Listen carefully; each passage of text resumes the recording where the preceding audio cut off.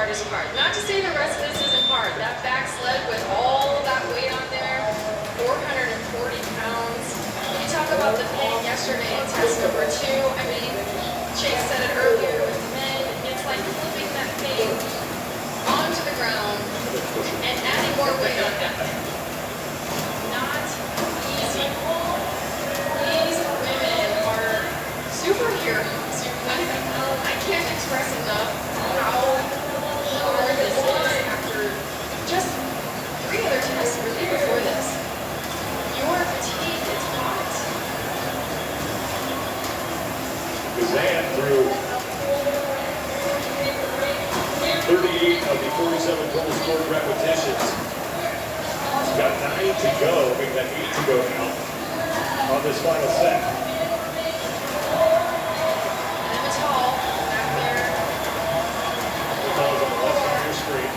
Get back to work on the kettlebells. Lower bar back. Finding her way back.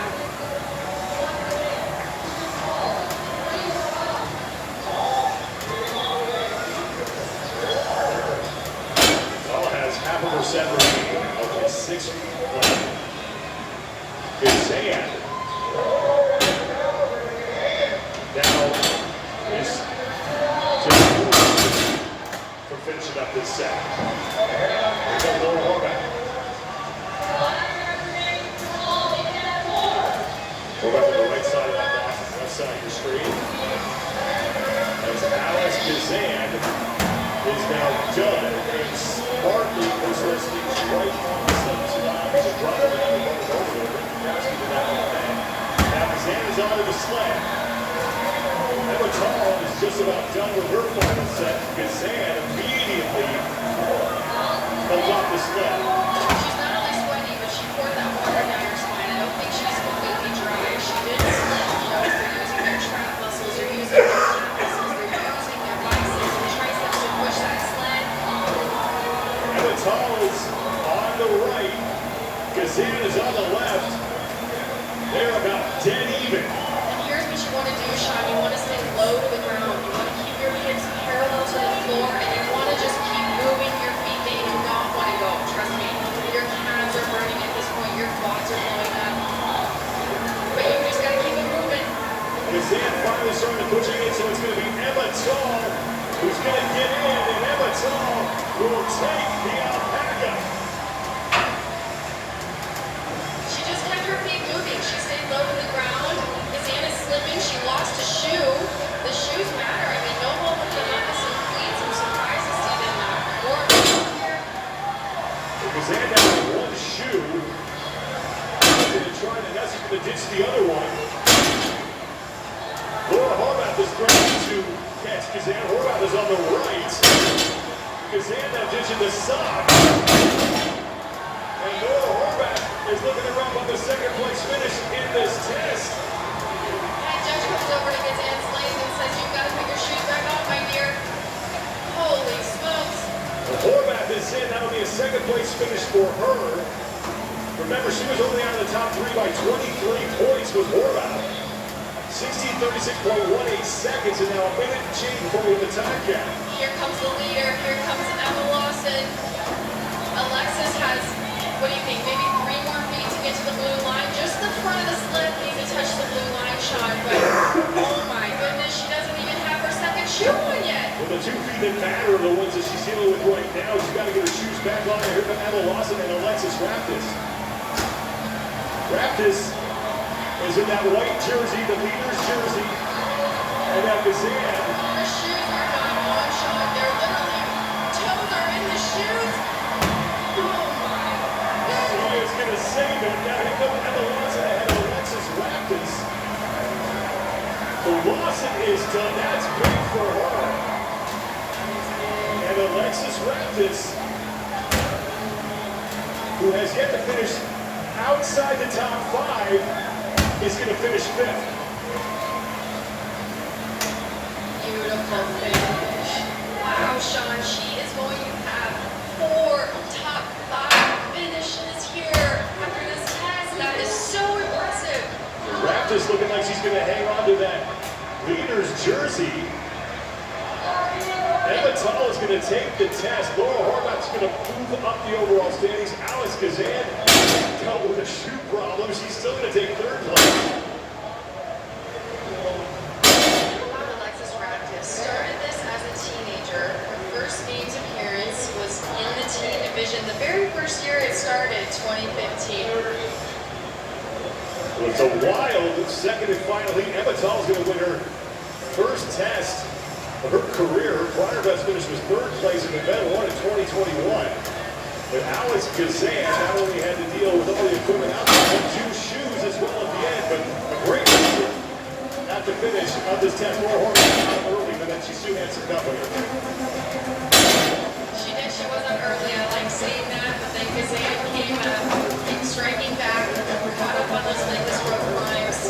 Beautiful work. Short, choppy little steps, using those rock leg kicks and swings to get her up that rope. Handle the kettlebell clean and jerks with ease, even push pressing the entire way. This is where Tull made her ground. She was jerking underneath those kettlebell clean and jerks. I think that helped her in the end, saved her legs a little bit, saved her shoulders a little bit, and gave her a solid finish. Well done. First career test win for Emma Tull. Laura Horvath looking to punch her way into the top 5, if not higher, with that second place result. And Alice Kazan, despite losing both of her shoes, will take third in another top 5 finish for Alexis Radcliffe, who looks to continue to be your leader heading into test 5. That's on the loss of 4. Let's head down to Nikki Grazer with Emma Tull. Emma, when you saw Alex just out of your peripheral vision and she was just a bit ahead of you, what did you need to do to pull ahead and make it to the finish first? Well, I know that last sled was going to be like win it or lose it. So when I saw that I had opportunity, I just went for it. We have all experienced what it's like to have a long grinder of a test like this. What do you have to do mentally to prepare for every implement that is to come? In a workout like this, it's very easy to blow up. I think you really have to take a step back, and when you are close enough to the end of the workout, that is when you put the pedal down. Always take some in the tank. Congratulations. Thank you so much. Thank you.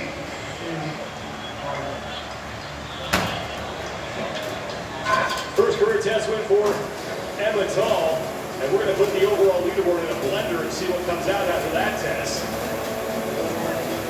4 tests are down, 2 tests remaining here on day number 2. Team test 4 coming up next. So stay with us, everybody, as our coverage continues here at the 2023 Global CrossFit Games.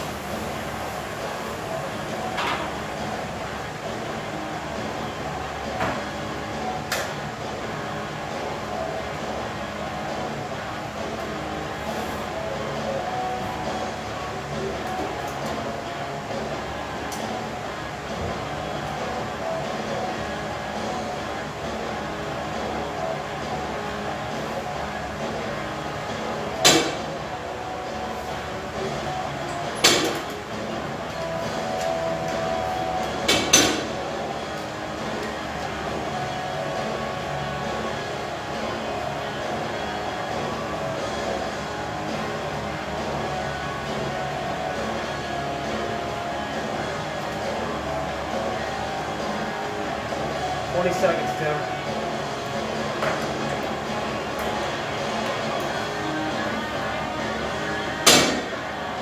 10 seconds.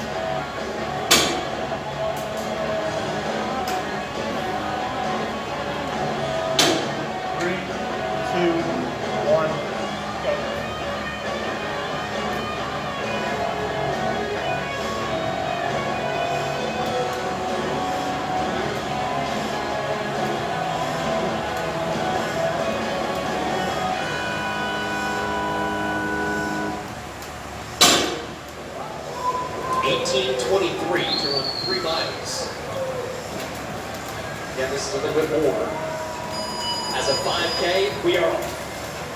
And Joel, the start of the 5K, it's not very wide. TMC's bustling for position in that first bit. Great shot, the mass. Talk about mass. CrossFit has got the largest in-person activation worldwide. The 5K, which is everything happening on your store. 5K here on site, 1,000 people expected. Track your time while you run that 5K on your G-Shock, the official watch of the Minimal CrossFit Games. Giving you a chance to win a new G-Shock watch, a CrossFit Level 1 seminar spot, and over $400 on CrossFit's flagship division, G-Shock.com/CrossFit for more details. All right, we are in the first stretch of this 5K. How do you pace this out? Is this a run hard from the gun? Is this an 80% effort or 80% of the run? Coming up for a kick? How do you attack this? Well, interesting enough, I talked to Sam Briggs, the engine, who ran this in the age group, and she is known for her running and her endurance abilities. And she said the strategy, she likes to have negative split times, which she gets faster each lap of this 5K. However, running with a team is going to be a little bit more difficult because you can't pace off yourself. You need to pace off of your slowest runner. That's an important point, Jack. Where you put your runners in relation to what you want out of your team effort. I spoke to one of the teams in warm-up just before this. The strategy was going to be put the fastest runner first and the second fastest end. So if need be, they can push the slow runners along a little bit and not have a caboose. And that's what was part of our recipe for success. In these later rounds, at the end, you will physically see these athletes or their teammates with their hand on their low back helping push them along. Now, interesting from the strategy standpoint, look at how wide a gap Invictus, the white leaders jersey, has opened up. Part of that, I have to imagine, is they trust their ability to run this fast. Is there a strategic sense to that as well, though, in that they are forcing the people behind them to chase them and to run at a pace that maybe they're not comfortable with? Oh, absolutely. I think when you get into competition, one, your adrenaline kicks in. You want to go a lot faster. You know where everyone is around you. So sometimes that might be a trap to try to stay close by them. But also, what a huge advantage. If they're wearing those white jerseys, they were in the front of the pack, and that makes a huge difference in their starting placement, starting this race off. About to run through the campground here. See something like beers and apple. So we got It's a drink station, it's just a little bit different. But Lauren mentioned it at the start, before the 5K kicked off, getting that dust kicked up in your face, so getting into a good lead early, making sure you're not dealing with one of those aspects of the run. It's hot enough as it is.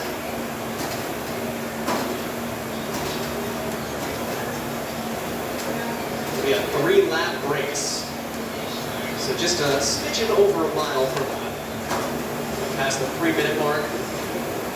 That'll give you a general idea of a mile pace for these athletes once they come back around and into North Park. Oslo Navy Blue is in second place. Lana Richter in the front leading the pace. Josh Alshama in the white headband leads for Invictus. I'll go back 2 years ago to the running event, and Jorge Fernandez, who right now is the caboose for Invictus, tried to push the pace on their run at the 2021 games to the point where Brittany Weiss was struggling, and she kept screaming from the back of the pack, Jorge, slow down, I can't. And he said, you're going to, because you're either going to keep pace with us, or you're going to let go of the rope, or you're going to have to catch up. So that's where your motivation, and maybe a little bit of a sardonic way, or a sadistic way, comes into, hey, push your teammates along. You have a choice, and it's one. Give up.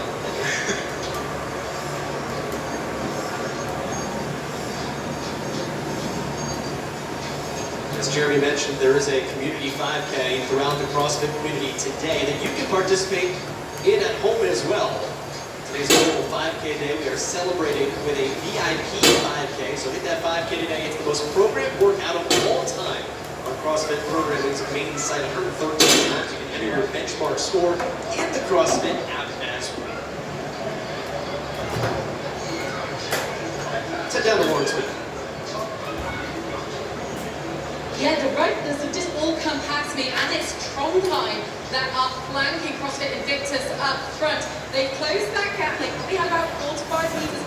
It's now at less than a meter, as they are in effect drafting off them down the hill and back into North Park. Trondheim is a repeat team here at the games last year, although only with one returning member in Thurman Moe. That's four leading the way with the white shades. Just behind Jorge Fernandez. You've got to think when you get out to a lead, Jamie can probably attest to this, you can set a certain pace. If you get stuck in that pack, you're going to be right of one for the pack crew of the lead pack to be pulling you along at a certain pace, making sure you get that break out and sort of getting into your stride and getting things a little bit more comfortable. You can do that within your team. Yeah, and again, speaking with Sam Briggs before that, she was in the age group division and known as the Inch of this, she actually said the tips to overtaking is during the flats and the grassy areas of this course. There is a part of this course that has gravel that is really not great for her. It's not the instability of that. And she said for herself and Scott Pancher, who don't have the best knees in CrossFit, that was tough on them. All right, we're coming back into North Park now, so about the one lap mark. Sub 6 minute mile to lead the pack here for Invictus with front time went literally on their heels. Think about a really fast 5K run. Anything under 20 minutes is going to be really good. Something I've never been able to achieve, obviously. You're pretty renowned for your running, Jamie Hagee, and you've done something similar to this on a similar course as well. Yes, we didn't have to swim before this, but I ran as a 4-person team, and I will tell you, I was the weak link. Speaking of those bookends, I was in the middle being pushed along, so that's why I know. And here's a move for Trondheim. They have overtaken Invictus. A pass to the inside as we embark on lap number 2.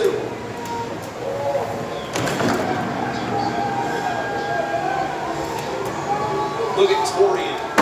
They're in 3rd place right now, starting to separate themselves a little bit and in trouble. Entered this event in 29th place overall. Again, they are cutting to the top 30 at the end of competition today.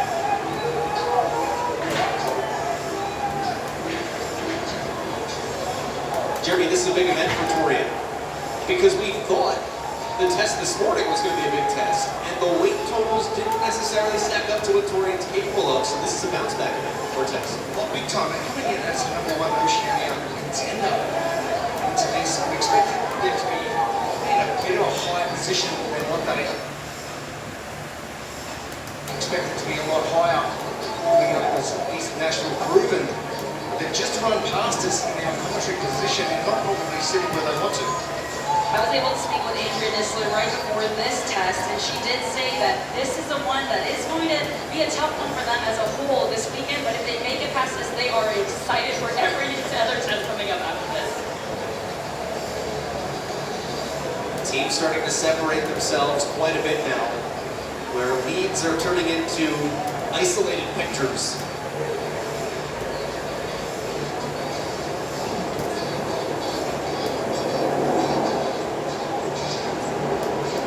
Trondheim qualified out of the European Regional, one of 4 teams from Norway to make it here to the CrossFit Games. They were 8th in the European Regional. Again, 4th over Moe, the only returner from last year's team. That's Steinmo and Nilsson, Jorgen Skevik and Tobias Abdal, who travels about 1,000 kilometers to train, about a 2-hour flight to train with this team. So really, what's a 5K? Invictus now sitting comfortably in second position. They've got to be careful that they don't try and push and catch the Trondheim. Currently just staying in their own lane, Jimmy, you mentioned it before. Just run your own race, making sure you're sitting where you want to. If you do want to have a little bit of a push, you've got to wait until really late in this 5K to hit that finish line. Right, you think about it, they're on their 2nd lap out of the 3, so if you make a push too early, you can burn out and you can be atrocious for your team. 9 minutes in, expecting someone to finish in about the 18 to 19 minute range. So we get another look at Trondheim, back down to Lauren.